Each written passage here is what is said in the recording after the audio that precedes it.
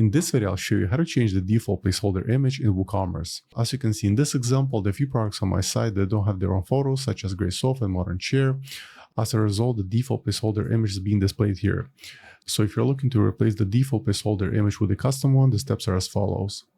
At first, log into your WordPress dashboard, and then hover on Media, and then select Library. Now make sure the grid view is selected, and then select Add Media File. In my case, I have a custom image that I want to use. Let me just drag it right over here. It's going to be uploaded in a moment. And here's the image. Let's open it and then look closely at the URL bar. You'll notice the image ID is 776.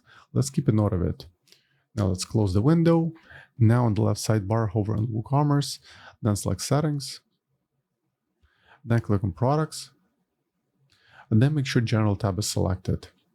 On this page, look for the placeholder image section, and let's adjust the image ID to 776. Now let's scroll all the way to the bottom and then save the changes. Now let's go back to the website. Let's try refreshing it. And as you can see, the new placeholder image is now showing up where product images are missing. So as usual, I hope you found the short video useful. If more WooCommerce tutorials, please subscribe to my channel. Thank you.